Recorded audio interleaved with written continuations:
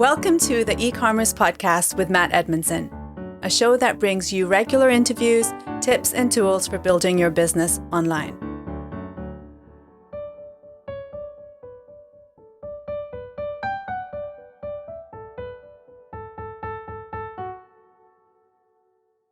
Well, hello, good evening, and welcome to the eCommerce podcast with me, your host, Matt Edmundson. It's great you could join us, and wherever you are around the world listening to the show, I hope you're safe, and I hope you're having a good day.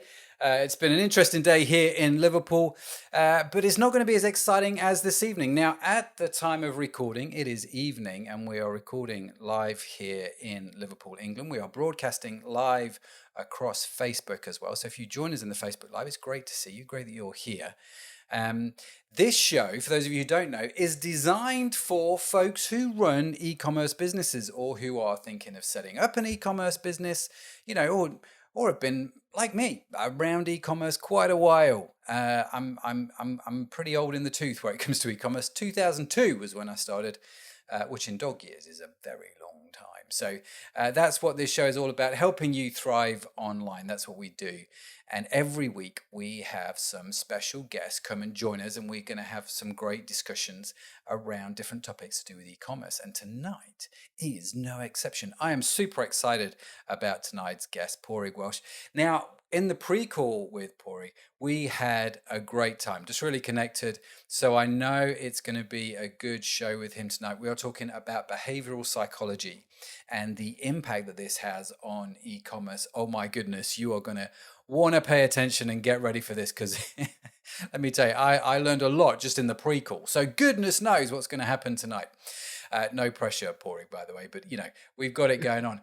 Now, before we get into the interview, it is, of course, of course, I say it's with course.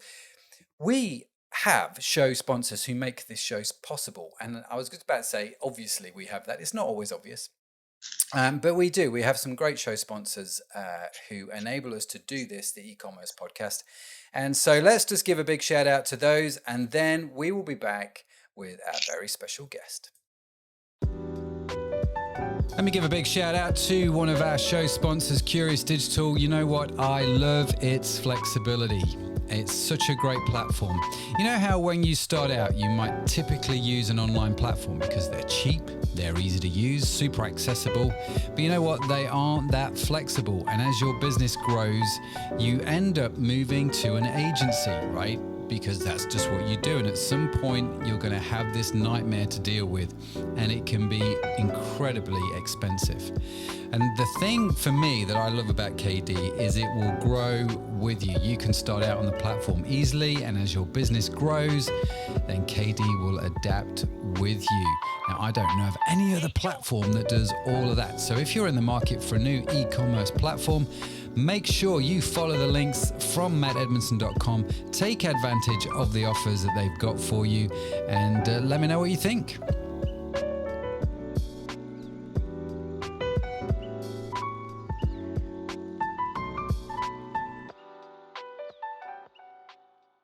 A big shout out to another show sponsor, the Lightbulb Agency. These guys basically do those bits of e-commerce that you either don't want to do or don't have the skills or expertise to do, right? It's a great service. Let me tell you, these guys do fulfillment, e-commerce marketing, content creation, customer service, product research. I mean, the list goes on. So if you need help with your own online business, you're looking for ways to grow, and you need some help to get there, do get in touch with them. And again, just follow the links from today's show notes. Head on over to mattedmundson.com, and you can follow the links to the Lightbulb Agency. We'd love to put you in touch with those guys. Okay, thanks to our sponsors. Now, if you are a regular listener to our show, you will know that one of our favorite guests of all time is Chloe Thomas, who has her own podcast. Now, Chloe has started a brand new podcast. And so she sent me this little video about the podcast, which I'm going to play for you now. If you're listening in the car, by the way, don't worry, because you're going to get the audio. That's fine. You don't need to see it. But let me bring in Chloe, who is just going to tell you about her new podcast. Hi, I'm Chloe Thomas, host of the brand new Keep Optimizing Marketing podcast. 3 reasons to tune in and have a listen. Number 1, each month we focus on a different marketing method. A whole month, one marketing method. 2, each Wednesday we put live a new audio episode with an expert on that marketing method. Number 3, at the end of each month, we get all our experts together to do a live webinar where you can ask them your questions. Okay, so that's Chloe talking about a new podcast. Make sure you check it out. I am slightly biased because I am one of the guests on the show. That's why I know it's going to be good. Okay, little ego boost out of the way. Now, as I said at the start, we have a great guest on tonight's show, and I want to jump straight into this. The title of tonight's show is How to Improve Your E-Commerce Website with Behavioral Design. And my notes here say when it comes to e-commerce, behavioral psychology is more relevant than ever. Oh yes, from power words to colourful calls to action to genuine interest in our customers. Padraig Walsh joins us to help get our heads I don't know what a head is, or heads around the role of consumer psychology in e-commerce and how to improve our online presence with behavioral design. I'm looking forward to this. So without further ado, let me press this button here and bring Padraig onto the screen. Here he is. Padraig, great to see you. Thanks for joining us. Great to see you too, Matt. I'm calling all the way from sunny-ish Dunleary in County Dublin in Ireland. Yeah, is it sunny over there? It has been great. All week has been great, and I have been working until 8 o'clock every evening, so I haven't seen much of it, but it's great. The one good week we get in Dublin, and I'm flat You're working crazy hours. Now, why are you working crazy hours? So my job is a behavioural psychologist, Matt, and I have always been intrigued about human behaviour. To think about how seductive it can be to think about why we do things and to study that, to think that there is a science to this that you can learn about and use to help people is just so good to me. So I work across lots of different settings. I work in educational settings, in healthcare settings, in industry. I work in e-commerce by having online courses. And I do a lot of lecturing in third level institutions as well. And on top of that, for my sins, I also do some podcasts as well. So yeah, it's very diverse. It's very busy. It's very, very enjoyable. Yeah. So I really enjoy it. So thanks a million for having me on today. No, it's great. I appreciate you being on here. Now, in our sort of, what our listeners won't know is, we get on the phone like 15 minutes before we go live. So all of that intro with the sponsors and all that sort of stuff, me introing the show, you actually sit and watch that. And you sit nice and quietly and all that sort of stuff, and it's great. But in our sort of pre-live call, you were telling me about this podcast that you've got called the Behavioural Vaccine. Is that right? Yeah, the Behavioural Vaccine. I do it with a colleague of mine, Kate Feeney, who works in organisational psychology. And we decided, so Kate and I actually, like I was telling you, we're swimming buddies. So we swim in Dunleary. She's a neighbour, she's a drinking buddy, but she's also a colleague as well. Yeah. We've done improv comedy together. So about, I'd say 8 months ago, Kate approached me and said, you know, the way we like psychology and we like mick acting and doing improv, let's do a stand-up show together based upon some of the crazy human behavior that we see in our everyday lives and look at that. And I said, yeah, Kate, but you got to be funny to do stand-up. I'm not so sure about that. Yeah, rule number 1 to stand-up, be funny. Yeah. I don't like having that as the advertisement for your show. So I said, what about a podcast? That's nice and easy. We can take our work, where Kate is so knowledgeable about organizational psychology, and I just love behavioral psychology. I love sharing that information and making it digestible and understandable and relevant for people. So when we came together, we said, let's do this instead. So we've been doing a podcast called the Behaviour Vaccine. The reason we called that was because at the time, it was around the start of the COVID-19 pandemic. Yeah. And we don't have a medical. So it's quite a new podcast. It's quite a new podcast. Yeah. See, it's just kind of my avoiding going up on stage doing any stand-up podcasts, you know. But have you actually done stand-up? We do improv comedy. So Kate and I would have performed at the Edinburgh Fringe and around the Dublin Improv. Way. Yeah. Oh wow. Okay. So we've done that. We just did a show actually on Tuesday night. So there's a show in Dublin called Bright Club. It's in Dublin and in Galway. If anyone knows Ireland, Galway's on the other side, and it's sponsored by Science Foundation Ireland. And it's called Bright Club. So it's like a combination of TED Talks and comedians. So we have comedians doing their set combined and mixed in. It's like almost duping people into learning something, you know. You put on a comedian and then you put on somebody who's really talented, and then you put some jerk like me in to talk about behavioral science in between there. So that was what we were doing on Tuesday night. But again, it feeds into this idea that we can make behavioral science relevant for people and make it digestible and accessible so that people can take that information and use it. And at the time, I suppose, the behavioral vaccine name or title came up because we didn't have a medical vaccine, but we know that a knowledge of behavioral science can be so good for our own health, for our own well. And there was no more greater example of that than the biggest behavioral intervention in the world, which was around the pandemic, where we had to go down, changing fundamental individual habits like shaking hands, staying 2 meters apart, wearing masks, but also group behavior was really interesting and still is really interesting to see how group behavior is influenced by messaging from people in charge, how we look to others to get clues about what the expectations are. Do I keep my distance if I see other people doing it, despite the guidance being one thing? Am I more influenced by my peers and by others around me?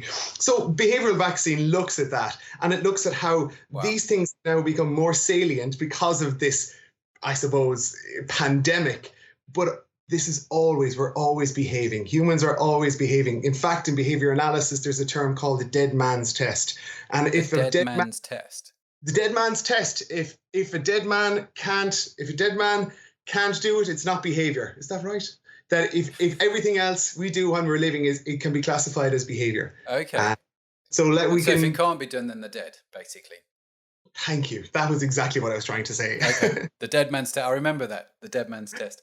Now, you know what, Padraig? I am super tempted just to go off on one around the whole COVID pandemic thing because I'm just fascinated by it. But this is an e-commerce podcast. I have to rein myself in a little bit. But what... maybe if we have time, we'll get into that. But fundamentally, right, what has behavioral psychology got to do then with e-commerce? I understand what it's got to do with COVID, like as you talk about in group settings and individual settings and, not shaking hands and all that sort of stuff. How does it work fundamentally online? Why should an e-commerce business owner be concerned? Well, we're looking at online behavior. It's essentially the same principles that are used for consumer behavior. Behavioral science is interested in why we make particular decisions over others. When any human behavior that occurs is motivated by its consequences, it's influenced by our prior experiences and the environment that we find ourselves in. Now, if you walk into a shop, shops are set up in a particular way, informed by behavioral science, to lead you towards particular either habitual behaviors or specific buying behaviors. And it's the exact same on an e-commerce website. An e-commerce website is taking that physical shop and it's putting it online. So this has to be informed by what prompts are you giving people to influence their behavior? Are you understanding what a person wants? How are you actually engaging with an individual to understand their motivations? Because all of our behavior is driven so much by our motivations. And how do we understand those on an e-commerce website? What does the construction of that site look like? Yeah. How does it make people feel? What does the wording tell us? And there's loads that we'll get into as we talk. But there's a lot of details we're going to get into tonight. So I'm excited to get there. But I'm curious, you mentioned about how shops are designed, there's this sort of behavioral psychology in stores, in actual retail stores, designed to get us to buy. What are some of the more interesting ways they do that maybe we're not aware of? Well, okay, so let's think about our own brains first and how they influence our behavior. Okay. So let's think about the very basic reptilian brain. We call it System 1. It's our unconscious brain. These are the things that drive our behavior. We can also call it our emotional brain. Okay? So this drives so much of our behavior. without us even knowing, we have automatic habits that are driven by this unconscious brain. But we love to think ourselves as rational people.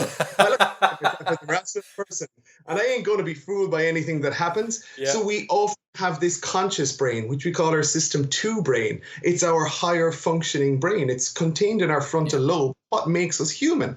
Animals are driven by this unconscious brain, this emotive brain. I told you we just got a puppy, and she is driven by food. She is driven by those I tried to take her out for a walk and she was afraid of the buses. So much of her behavior is driven by those primal instincts. Okay.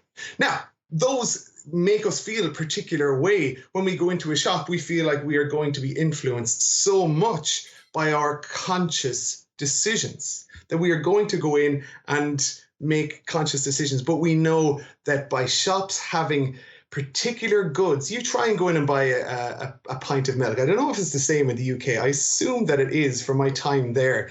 And you go into Lidl and you'll see, where is the milk? Is it there in a place that I can easily access and move away from? No, it's right at the back of the store where I have to walk past all of these fantastic DIY tools, these frozen goods, all of these things that I need to purchase. You will also see product sellers wanting to get their product in the most salient viewpoint, in that point where we are most likely to see it. And this feeds into what we would call our availability bias. We are more likely to choose things that we are familiar with. You take during the pandemic, for instance, and we all went into lockdown, and then we started to see other people out and about. They were more available. We could see people out more and more often. And we started to think, well, everybody's out. Everybody is out. Products are placed at a particular level so that we see them more and more. Advertisers pay huge amounts for this. Shops are set up in a way that we have to bypass those goods that are paying a premium to be seen. And this feeds into our unconscious brain, that we become more familiar with these products. They start to feed into lots and lots of different, I suppose, primal instincts that we would have. And it's designed to try and influence our rational brain. Okay, so going back to your little example where you have a little swig of water, if we go back to that example of the milk is at the back intentionally.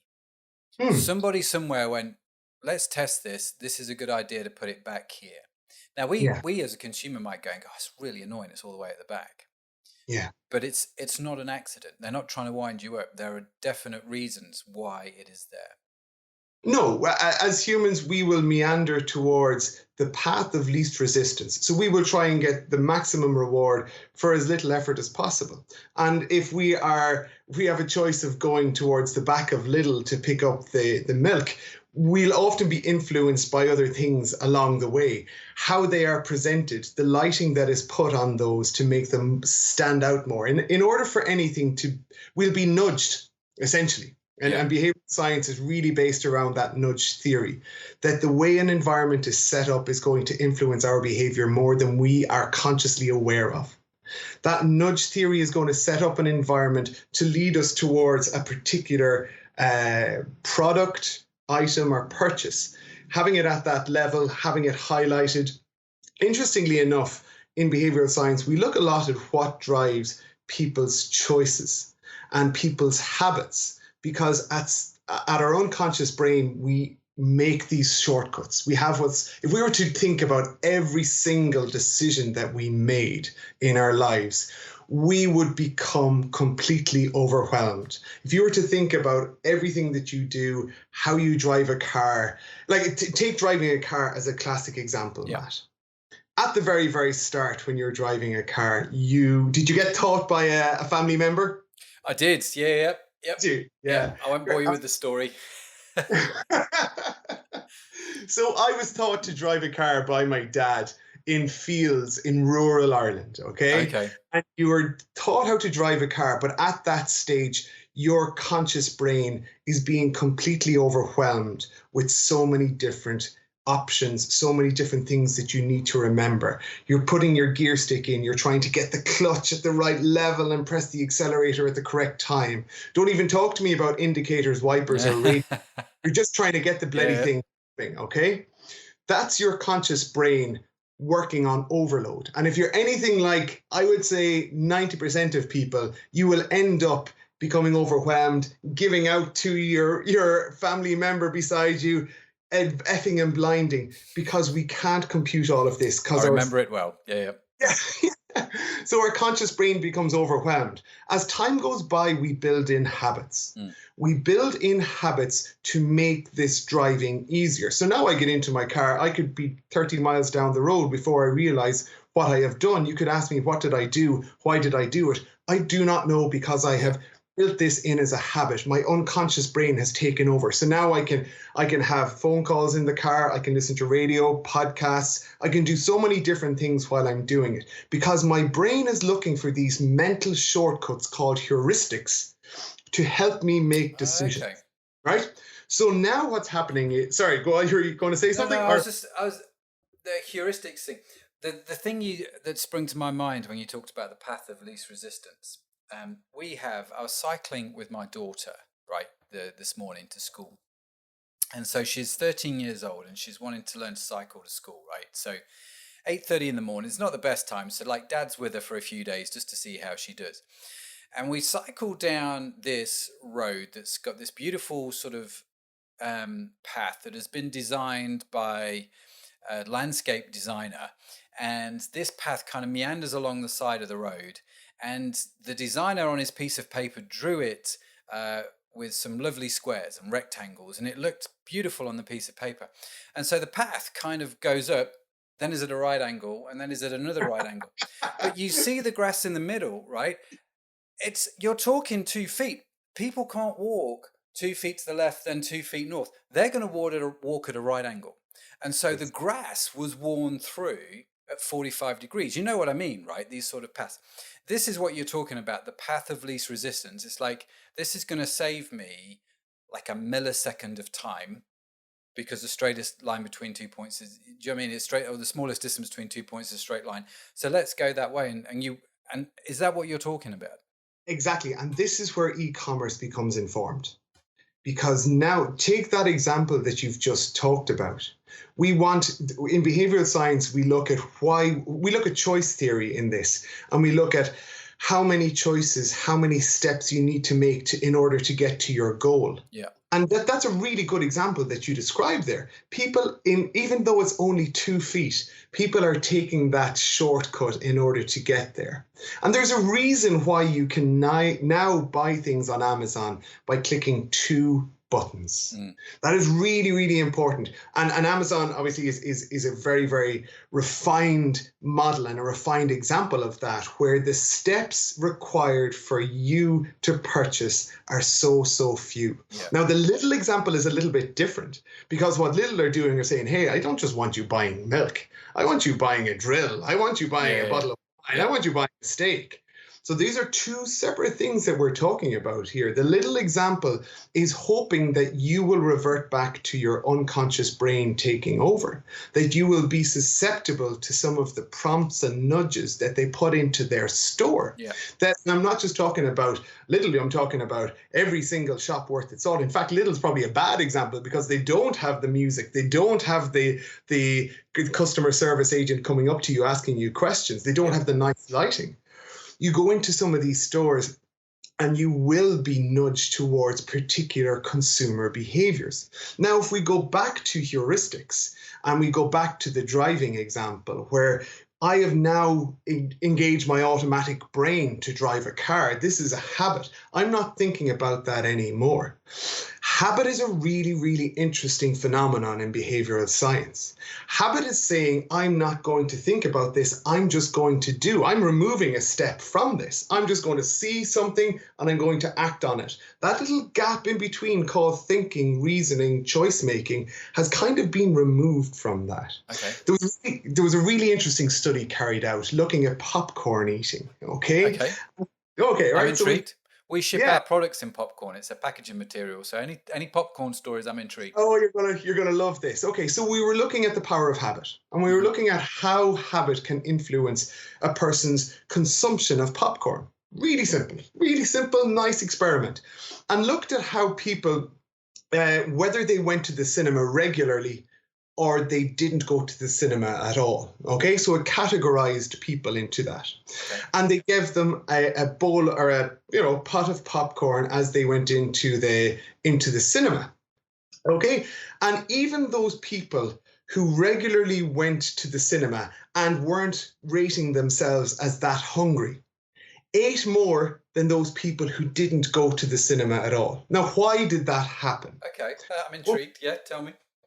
So people who regularly went to the cinema and consumed popcorn weren't even that hungry. So this rational brain to say, I am hungry, therefore I'm going to eat, wasn't in operation at that point in time. Their system one, their unconscious brain, was the one that was taking over. It had hijacked. Just like when I'm driving my car, it is the one that's saying, you just do this when you are here. When you're in the car, this is what you do. For about, I'd say, 8 months, I developed a really nice habit of smoking when I was in the car. Nowhere else, just in the car. I would smoke because I paired those things up. And I'm a freaking behavioral psychologist, you know? How does that? Is this why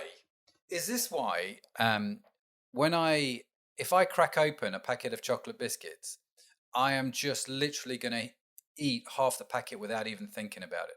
Completely. So this, and it's probably when you're sitting down relaxing, watching TV. So you've paired those two things up. You're relaxing. You actually said, I'm relaxing on front of TV and I'm chilling out. And that environment of being on your couch watching TV is the environmental cue to say, you don't need to think rationally about this. The biscuits are there, and you're nudging your own behavior towards eating more biscuits. Yeah. So that's the person who was eating more popcorn wasn't even thinking about it, but they had built up this habit. Just like when you have practice driving, your rational brain isn't taking over, your automatic brain is. Now, when I go to... if I bring this back to e-commerce, one of the things that I see it occasionally, people come to me and they say, listen, can you review this website? So we look at their website. And one of the things that is quite common is you have what I call the standard Amazon e-commerce design. It's the one that we have all become super familiar with, like over the last 20 years or however long. Do you know what I mean? We know that that's where the image is. We know that's where the add to cart button is. This is just something that we've done 1,000 times. Yeah. And so somebody comes along and says, well, actually, I'm going to put the image there and the add to cart button on the other side of the page. And it just feels wrong. Yeah. Do you know what I mean? But they're like, oh, we just want to cut it up and be different. But is that helping them or is that hindering them?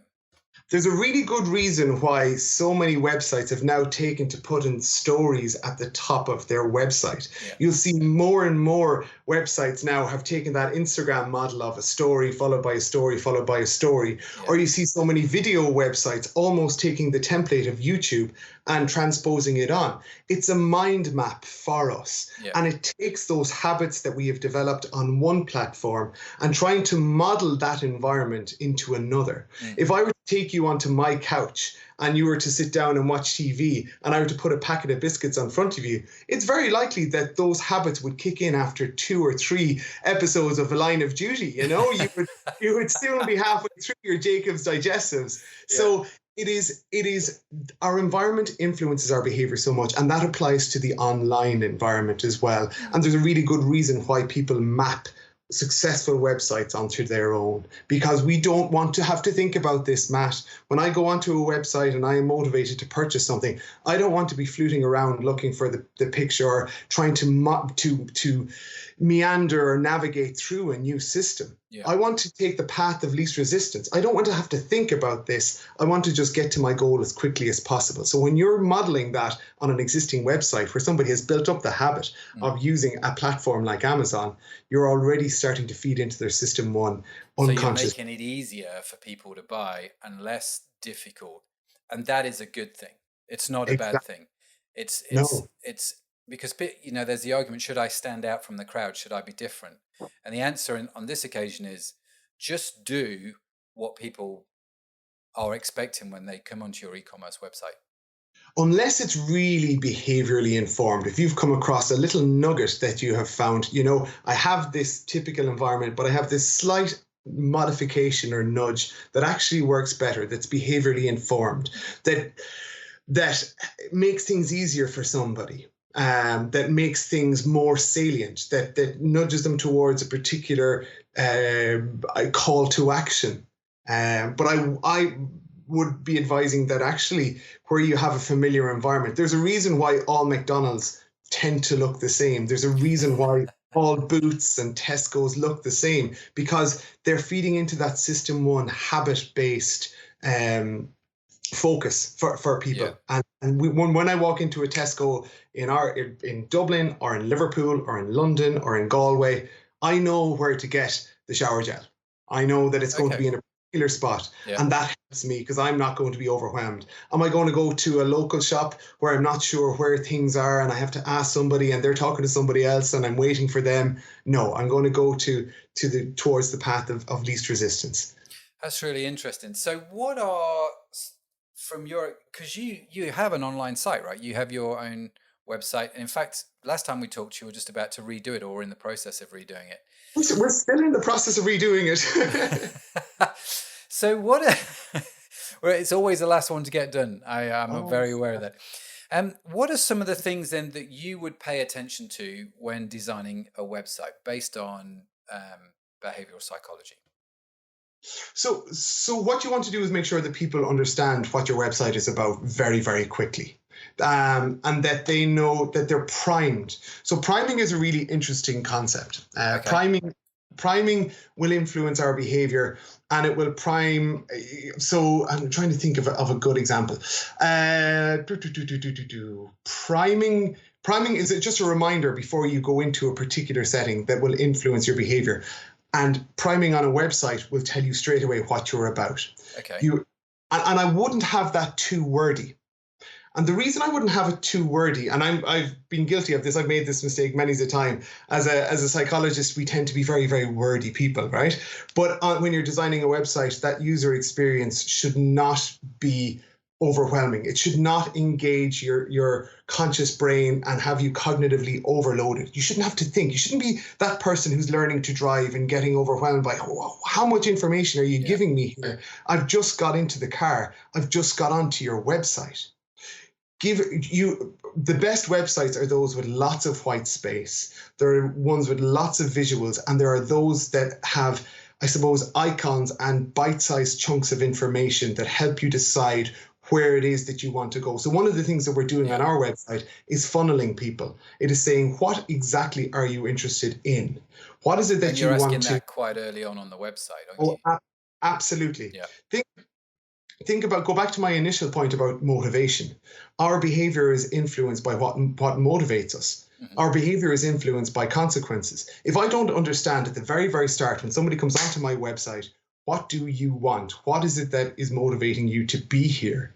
And if I haven't got a call to action, so I haven't got you to click on it, to actively engage with the website very, very quickly, it's not likely that the person is going to build up momentum to engage with the website. Sure. Some really good websites ask questions at the start. Okay. And that helps starts to build this momentum by asking those questions. So now I'm engaged with the website because you're understanding that's the thing, that's my pressure point, that's my pain point. You have now engaged me in a conversation and you're looking to help me. Rather than saying, here are all the things that we do, here's all the stuff here's information about our site and about our products. It's saying, no, I'm not interested in telling you all about me. I want to know more about you, and it's asking you a question. And it's doing that very, very simply from the very, very start. Yeah. And as you start to say, think about it like a date, Matt, right? If you're ever on a date and you continuously It's been a while, but okay. Yeah. Me too. But let's try and go back a few years. Maybe Joy Division were playing, maybe it was like Manchester scene going on. Everyone under the age of 20 have gone, who? Yeah. But think about it like a date. If you're on a date and you're sitting across from somebody who's only talking about themselves and how great they are, you're not going to be really interested in a second date. Okay? So your website needs to ask the person, tell us a little bit about yourself. And once they say, I am interested in X, the next or here's some information. Sorry, Padraig, it just broke up. you see second. me? Yeah, we're back now. We just It's had you. like every bad date. We just had you doing this. It's like every bad date I've been on, Matt. You know, it's that freeze at the wrong moment, and I have my hands up like this. It's terrible. It's It couldn't literally have that. been more perfectly timed if we tried. But what I was saying is, if you're on a date and somebody is only talking about themselves, talking about how great they are, trying to really sell themselves and not asking you about yourself, not trying to listen to understand you more, it's very unlikely that there's going to be a second date. Yeah. So the website needs to engage you and ask questions to understand, your motivations, but also to get you active on the site, to say, well, actually, here's some ways that we can solve your problem, but not straight away. Learn and ask questions about the person first. And that can be done really simply. Click this button if this is what you're interested in. Yeah. Go here if this is what you're interested in. Maybe here's a pain point for you. This is where you'll go. Yeah. And slowly but surely, you're building in that information. You're not putting it all onto that home page and saying, we can do everything for you. Yeah. And here's loads and loads of cognitively overloading information. It's saying, hey, we're here to listen. Let's get you engaged, and we'll start the process.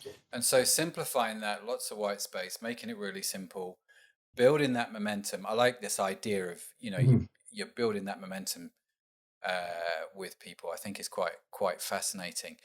So that's the homepage. How do we think about behavioral psychology, say, on a product page? Yeah. Okay. So, because this is where the rubber hits the road, right? I mean, this is, once they're on the product page, are they buying or are they not? It's a big question. Yeah. Well, we'll think about it in terms of pricing. You've heard the term anchoring bias, right? Or have you anchoring? So anchoring is really grounded in behavioral science. It's saying we don't necessarily look at absolute values, but we base value on a reference point. We base value on a reference point. We understand whether this is good value or not by what the alternatives are. Yeah. So many websites will have a bronze product, a silver product, and a gold product, which is really priced high. The reason the gold product is there is to make the silver one look best, and more people will go for the silver one. So that will anchor your process. What has been really interesting around the pandemic, Matt, has been the huge uptake in people engaging in e-commerce, people purchasing online who never did that before. Yeah. Going to the shop now is a bit of a drag.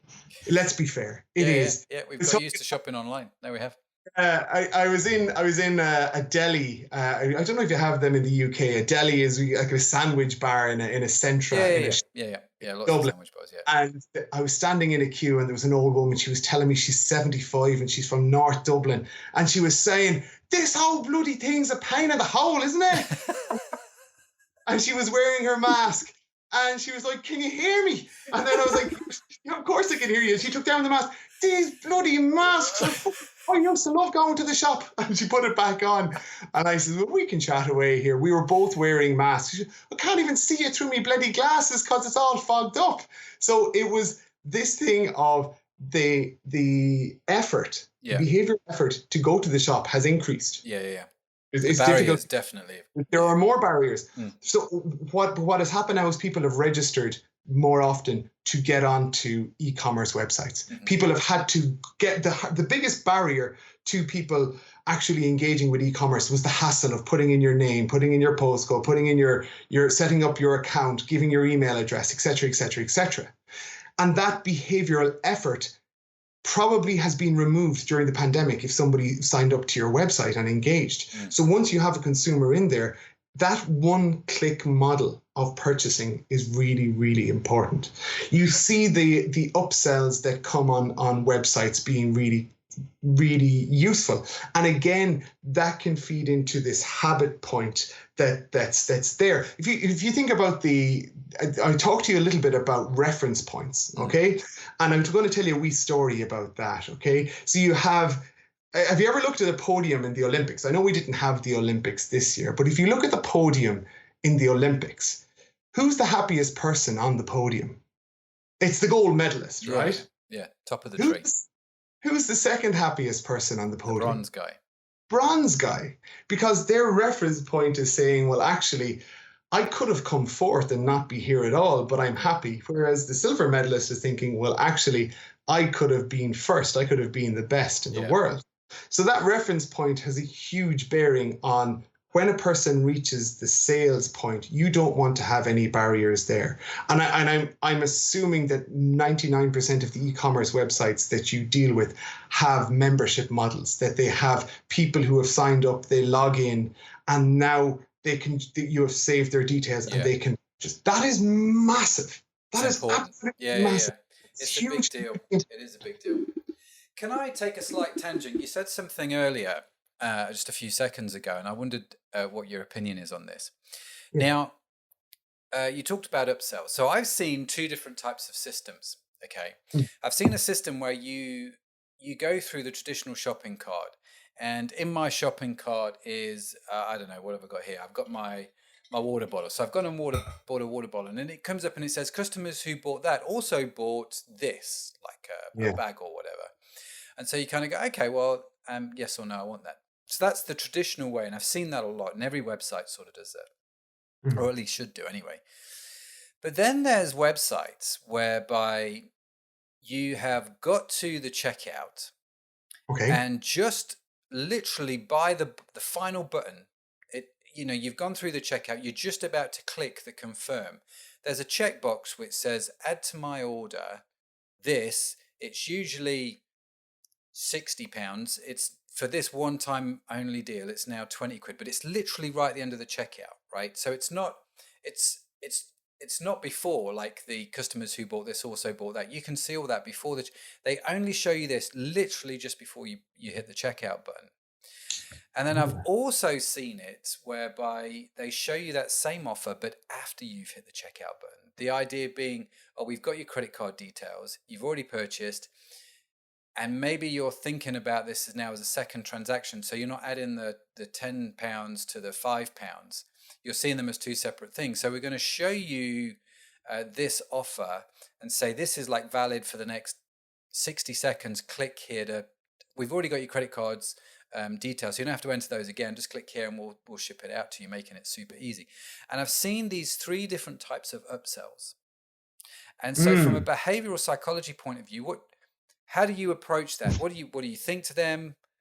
I'm just kind of curious. Yeah, it sounds that some of those websites are feeding into this human motivation that is driven by loss aversion. Okay, so we are predisposed. We've evolved to try and avoid loss as much as possible. Okay, so we have some sort of we have negativity bias. Think about cavemen, right? I am going to answer your question, and it's going to come. It's not going to be a simple answer. We've got to start with the cavemen first. No, that's fine. Of course, every good story starts with a caveman. Right? You know what? That's a T-shirt slogan right there. And if someone's listening and creates that T-shirt, I need a copy of it. I need one. I'm a size large. Just send it to me.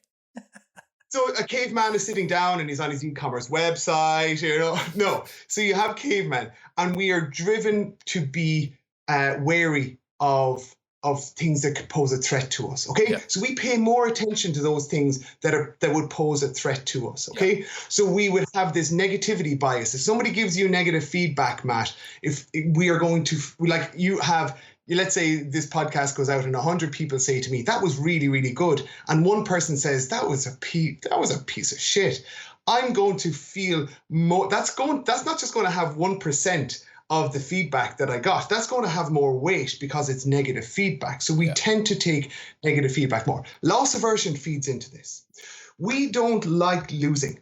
In fact, if I were to, there's been lots of research in behavioral science around this concept of loss aversion, that we are so averse to losing something rather than making it, that in order that for somebody that lots of direct studies have come together, and there was a meta-analysis that said, in order for me to wrangle £10 off you in a bet, I would need to offer you odds of 2.1 to 1. Okay? So what that means is, if I say to you, Matt, I'm going to, there's a 50-50 chance that you're going to win. I'm going to toss a coin. And if you win, I'm going to give you £10 and 10 pence. And if you lose, you only have to give me £10, right? Yeah. If I say I'll give you £11, you're going to say, no, I'm going to lose £10. But there's a 50-50 chance. Yeah. £12, £13, £14. It goes, typically people won't even engage in that risk until it's over £20. All right? Because we find loss so aversive. We don't like missing out on opportunities. So loss aversion is what's feeding in there. They're saying, hold on a second, 60 seconds to buy this. You're going to lose out if you don't get it. Yeah. This is where you see infomercials saying you need to purchase. We are averse to loss. Now, if it's something that I want to purchase, yeah, maybe that loss aversion, that it's so aversive to miss out on that opportunity, that's going to motivate my behavior to purchase. I don't have a direct answer to your question. I think that if we go back to this path of least resistance, if we think about the less amount of steps towards a purchase being made, I think that having it before the purchase is probably wisest, because you have already engaged people in a number of different steps to get there. That just before the purchase, if somebody is at that contemplative stage, but they have taken action in their plans to purchase this and they've put in their details, well, then we've built up some behavior momentum. Yeah. I would put it in beforehand. If you put it in afterwards, you're asking somebody who's already they've got that dopamine release of a purchase. Okay. We've achieved our goal. And now you're saying, oh, actually, hold on a second, revisit this and go and buy again. I think you're building momentum by having it just beforehand. I'm only taking as many different pieces of behavioral knowledge that I can gather, and that's what I would do. I say that's really interesting because I think that's, for me, it's one of the things that I've noticed happening more and more on people's website is this doing the upsell, the offer, literally right at this point. Just you've built up this momentum, you're just about to hit the buy now button. You don't have to do anything other than tick this checkbox. So the barriers to entry are low. And it's like yes or no. Do I want to click that and then click the checkout button, or do I just want to click the checkout button? And I see it more and more. It's really, really fascinating. Really fascinating. So I'm intrigued by your thoughts on it. Sorry to throw that on you there, but it just came out when you were talking. I saw any opportunity I have to tell a caveman story, Matt, I'm happy to throw it. But that's loss aversion, and that's where we have negativity bias. We are more in tune to negative feedback, because a caveman, if they saw something that posed a threat to them, that threatened their survival.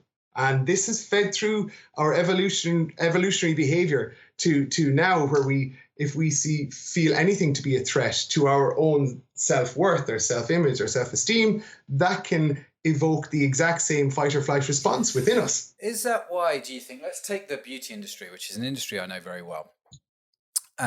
So there are two ways. I can see it in your face. Yeah, you can tell, right? I'm only 12. Yeah. But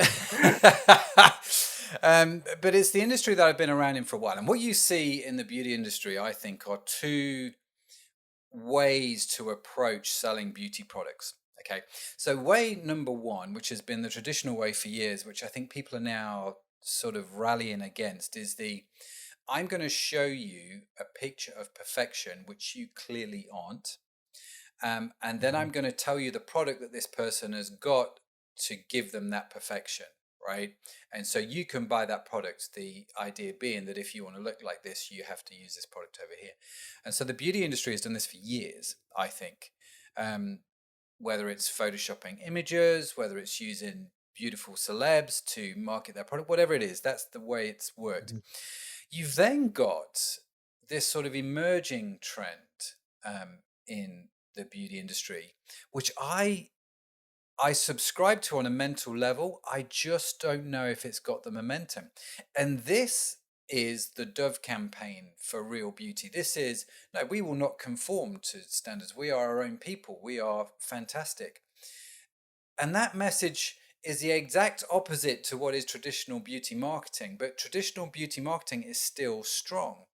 And so I'm just wondering, have I got this right? Have I understood you right? This is because it's easier to sell on the basis of pain and loss than maybe this, which, the other side is not about pain and loss, is it?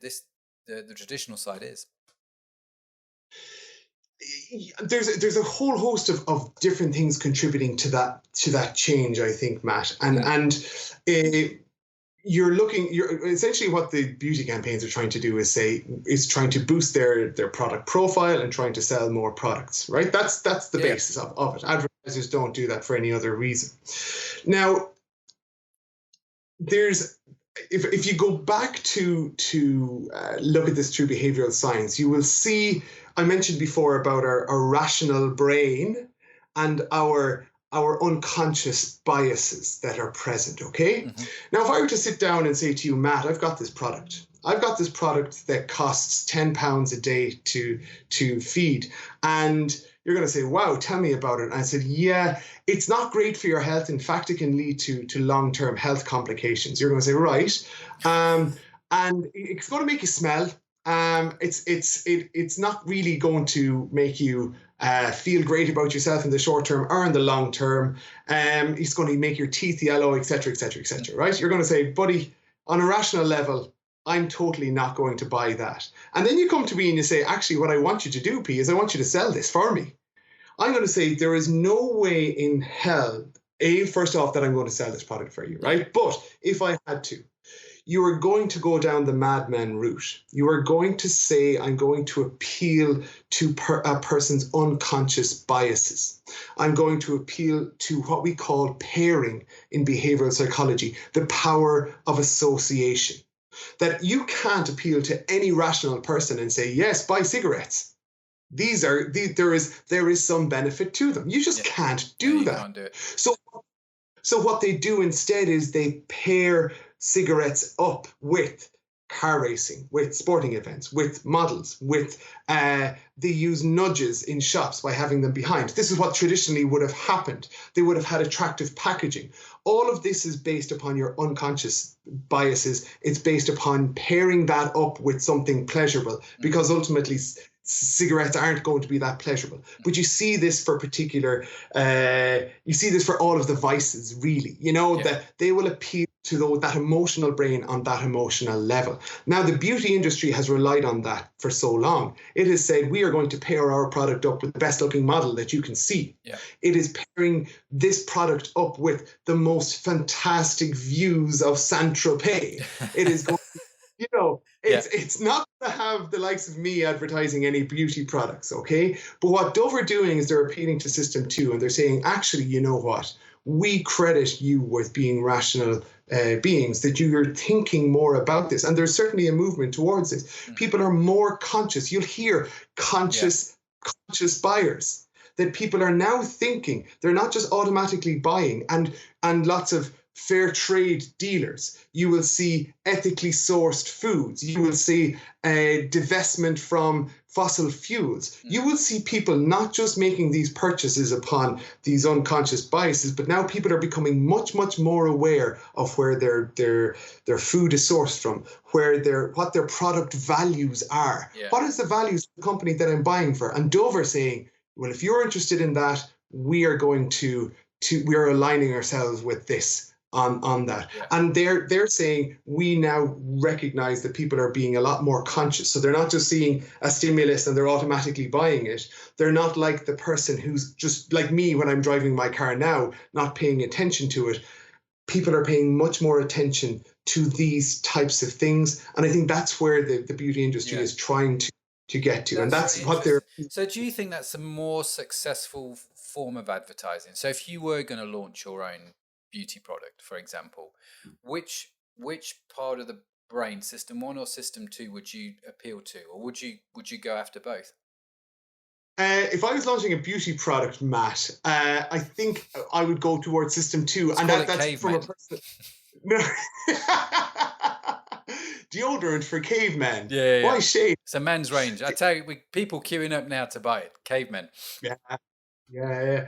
But I think my personal values would say that I would appeal to system two, to a conscious brain, to say you are now an ethical, conscious buyer. And there's a whole host of personal values why I would say that as well. I don't think making people like my ethical framework in behavioral science is one that tries not to use punishment. Yeah. Tries not to use aversive. That we can all be our behavior can be changed for the betterment of ourselves. That we are actually, that behavioral science isn't designed to manipulate people into purchasing things that they don't want to. Behavioral science is designed to help us understand human motivation more and to make their lives better. That's what my day-to-day work is. And what you're describing there around the Dove campaign is saying, actually, you're motivated by having a healthier, more wholesome lifestyle, being comfortable in your own skin. This is now more motivating because of the culture we're in.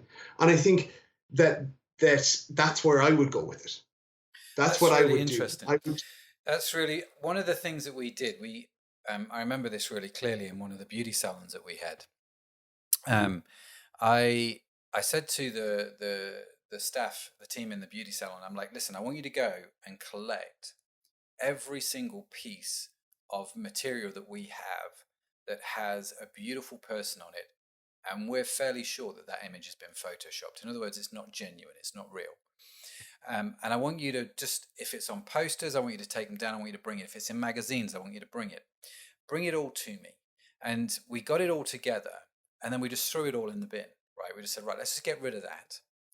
And everyone's like, well, the salon's now empty, right? What did you put in it? And I said, so what we did was we went out and I bought National Geographic, these sort of photo books they do of just people literally all over the world, right? Just literally from all different tribes, the most striking photo of a woman, with the elongated neck and all this sort of stuff. It was just people from literally every tribe and tongue around the world. And we're like, let's get some of these framed. And so we put those books out, the National Geographic books, and we stopped using those images, which was very countercultural. But what we were basically saying was actually I think the message was much more based on our values, and it was we're much more aligned with, say, Dove than we are with, say, Lynx, for example.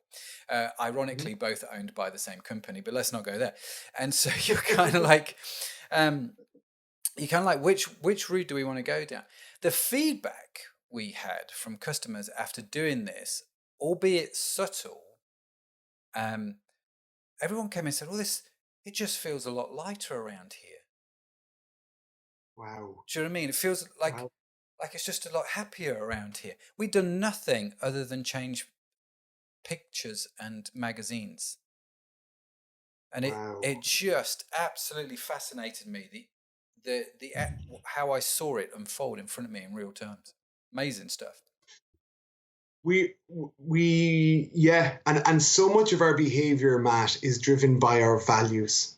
Like you've heard the term cognitive dissonance. I have. Okay, it's cognitive dissonance is this discomfort that we feel when our behavior doesn't match up with our values. Yeah. So we have particular beliefs, attitudes, and values. So I say I am a punctual person and I turn up late.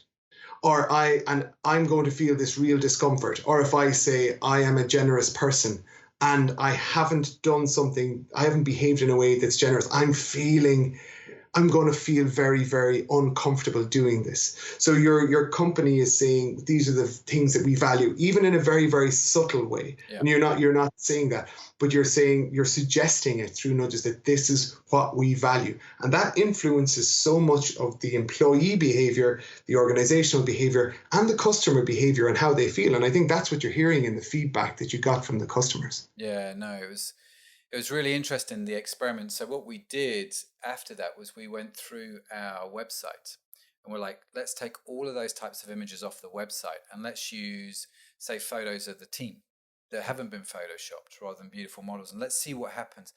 And I definitely don't have data on this. It's just a fascinating experiment to see how are people buying this. So I'm a sorry. I'm just going to say, Matt, on that, if you take that time where those types of those types of images were used to advertise, we had so much less information than we have now. Yeah. So we didn't have any other reference points. We didn't have any social communities. We just had what was fed to us in magazines, because that was probably the media that we had, and that was it. Yeah. We didn't have any other reference points. 90% of the data ever created in mankind has been created in the last 2 years. It's the crazy, last 2 isn't years. it? It's just crazy. So much data. So we can get so many other reference points to say, well, actually, you know what? This influencer who I only saw on TV is now actually saying, here's me when I'm at home and I don't look like this supermodel, and it's okay and it's normal. And I think the wider, I suppose, environment, the wider social online community that is being created is saying to people, it's okay. You're not just being drip fed what is in a magazine or what is advertised on TV. You have so many other reference points now that you can base your own self-image on. Yeah. And that's what I think you've tapped into there. Yeah, that's fantastic, Padraig. It's something that I don't think we talk about enough in digital marketing. You talk about digital marketing. How do I do Facebook ads? How do I do Instagram ads? What's the latest silver bullet? What's this strategy? What's that strategy? I don't hear many people coming out and say, be clear on what your values are. Do you know what I mean? And find people that identify with those values and market to them in a way that connects with them on a value basis. But this subtle difference, this subtle change stops you being like everybody else. It gives you that point of differentiation. But it's a bit soft, isn't it? It's a bit fluffy. Oh no, it gets to the core of what behavioral science is about, Matt, and the way I see behavioral science. Okay. Behavioral science is not a series. If you're listening to this podcast and you see behavioral science is a series of ways that I can nudge and push and manipulate and push people towards particular things, like we are mechanical robots. That's not what behavioral science is about. Even though I've talked about our unconscious brain, we have so much rational choice there, and so much, I suppose, with this knowledge, with this science that we have, there is such a strong emphasis on a values base and the values that go with that to help people make the correct decisions that are going to be right for them. And if I think you hit the nail on the head there when you said that when you are thinking about influencing customer behavior, your values base is actually the starting point for that. It is saying, this is what our values base is. This is what we do. And this is what you can expect from us, not a series of manipulations that we can do to get you to buy something that doesn't really matter to you. It's not about that. It is saying, is respecting choices that people can make and having your values base align with that of the customer. So the customer goes, actually, do you know what? Matt Edmundson's beauty company is something that I really relate to. And I'm not just a passive consumer. I'm an active tribe member here. Yeah. Because now this is a group that I identify with. This is somebody whose values align with me. And once we have aligned values, what's really interesting is that you don't need to start going into the minutiae of behavioral detail. So many things start to line up. Much more macro level of looking at behavioral science is that values base. That's really interesting, because I would look at our beauty company, and I would say we have a disproportionately high, when I compare it to the industry, it's disproportionately high of our turnover that comes from repeat customers and long-term repeat customers, because it's this connection on a values level where they've gone, we just like Jersey.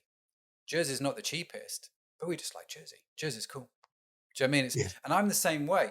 I don't know if I can say this live, but I really struggle if I have to buy something off Amazon, because Amazon's value and my values.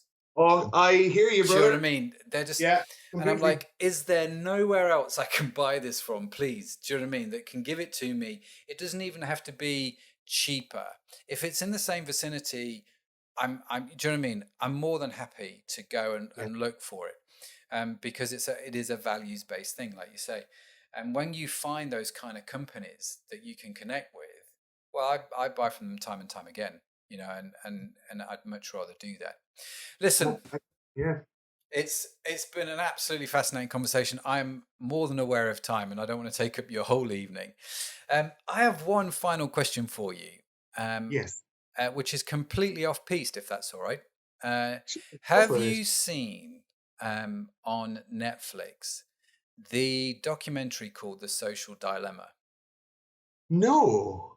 Right. Okay. I want you to do me a favor. When you have watched this, let's do Okay. another call and talk about it, because I am fascinated to know what you would think about what they say in this documentary. To give you a bit of a heads up, Okay. it's a documentary about Facebook and Google and Snapchat, the big companies, the big internet companies, and the effect that it's having on society. And what's driving it, the good things and also the bad things. I mean, I think we need to bring a bit of balance to that documentary. You can almost come away from it feeling like I am really scared right now. But some of the stuff they talk about and some of the stuff that you mentioned about behavioral psychology, I mean,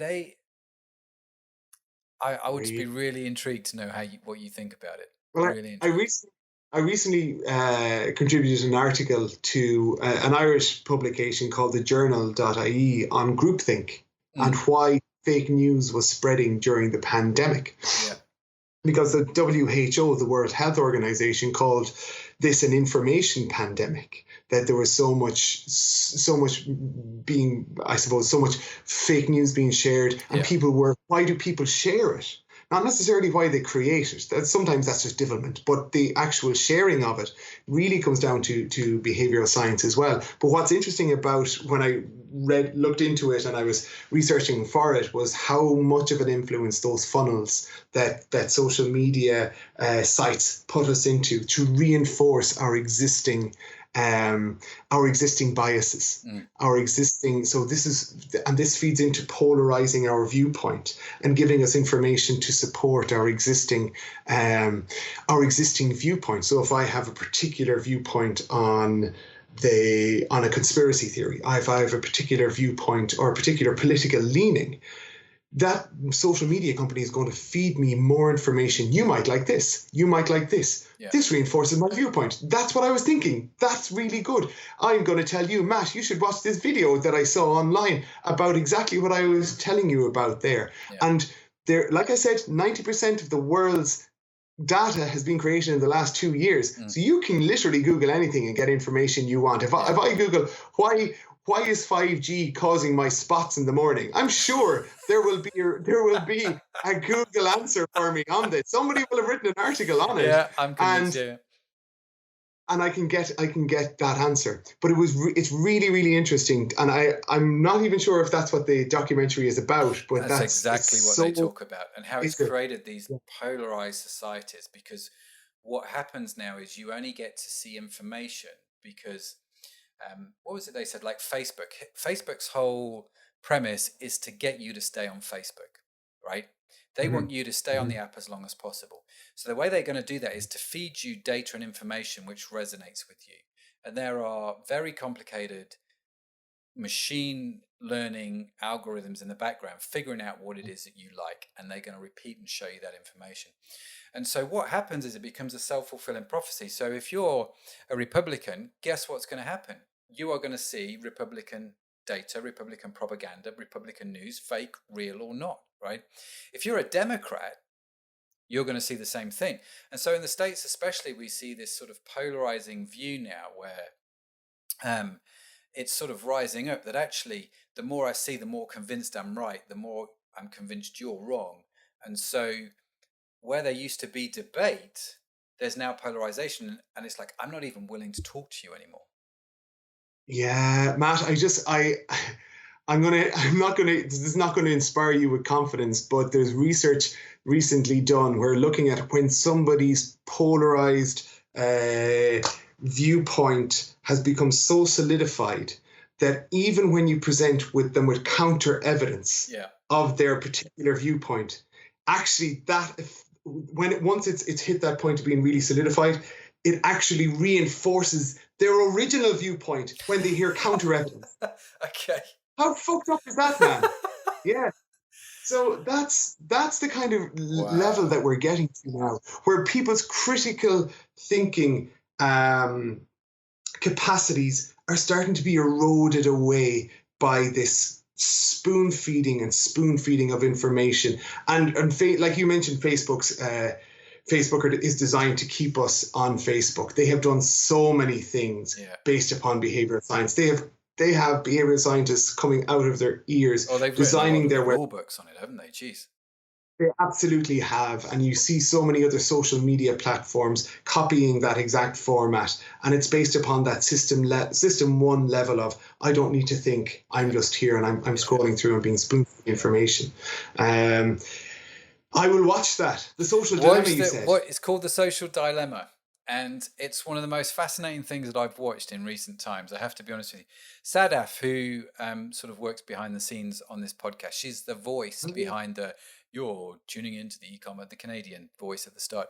And the lady that you've been in touch with and emailing back and forth, she was the one that actually put me in touch with this. And she just said, watch this. We're going to have a conversation. I want to know what you think. And I was like, okay. And I've had a few weeks off and watched it. I've watched it like 3 times now because I was like, this answers so many questions for me about. It's just. Did Netflix suggest you watch it again? Have Netflix now seen you watch this and say you should watch this as well and started? No, you kind of. It does. Have they? No, they haven't. Which surprises me actually. Netflix have gone. Matt's now. They'll know. Matt's now watched this 3 or 4 times. But what I have noticed is a lot more documentaries like that are starting to come up in my feed. From Netflix. Scary stuff. It is. It kind of self-fulfilling prophecy. Listen, how do people connect with you? They've listened to the show, they've got involved in it, and they want to get in touch. What's the best way for them to reach and connect with you?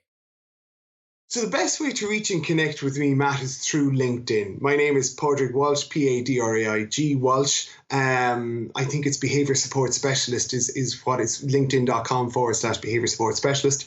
I mentioned to you, I do a podcast called The Behavioural Vaccine with Kate Feeney. That's on iTunes and across all podcast networks, and that's released weekly. I run an e-commerce website for continued professional development. I run that with a neuroscientist and a clinical psychologist. That's called the Actualize Academy, actualizeacademy.com. And I'm in the process of setting up my own. We're rejuvenating Actualize Academy, but I'm also setting up my own website, changeable.ie. So all our behavior is changeable. That won't be launched until 2021. So get in touch via LinkedIn. That's my favorite way to connect with people. And that's how we connected. That's how so many people every day I get in touch with them. So I'd only be delighted to hear from people on that. That'd be great. So we'll put the link to your LinkedIn profile and to all your websites in the show notes as well. So if you're driving and you're like, I just can't remember any of that, just go check out the show notes at mattedmundson.com and all the links will be there. I reckon everybody who's listened to the show is going to go check out your website and gone, right, why has he done that? what's his thinking? Our website at the moment is really rudimentary, but it will be much better in a month's time, I hope. So that's where we're at, Matt. We'll see all your little tips coming on board. Listen, Padraig, it's been absolutely fantastic for me. I've really enjoyed the conversation. And I'd love it if you actually come on the show again and we'll carry on the conversation because there's so much we didn't get into on my little list here of questions. It's like, oh, goodness. It is so fascinating and so practical. Listen, I really, really appreciate you being with us. Thanks so much for taking the time to be here. Thank you very much, Matt. Thanks a lot. Well, wasn't that absolutely fantastic? Really, really great guy, isn't he? Really, really enjoyed that. So, as I said, if you want to check out Padraig's information, if you want to connect with him, if you want to know what his websites are, if you want to see more of what he is up to, and why would you not, then check out the show notes at mattedmundson.com. And I am going to be one of the first subscribers to his podcast, The Behavioural Vaccine, because I'm sure it's not only informative, but it'll be very, very funny. So there's an entertainment value here, which is important. So check that out as well. And again, we'll put all the links to that in the show notes, so you've got that. But yeah, he was awesome, and thanks again for being on the show. Listen, I just want to say a big shout out and thanks to all of you who are listening to the show. Make sure you subscribe wherever you get your podcasts from, and if you fancy joining us on one of these Facebook Lives and joining in the comments like Warren did tonight, why not? Come along, enjoy and have a good time with us. It'd be great to see you there.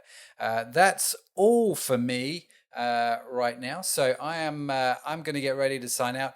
Thanks so much for joining in. Thanks so much for listening. And we'll be back again very, very soon with the next e-commerce podcast.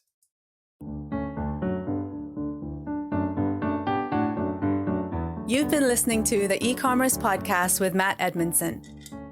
Join us next time for more interviews, tips, and tools for building your business online.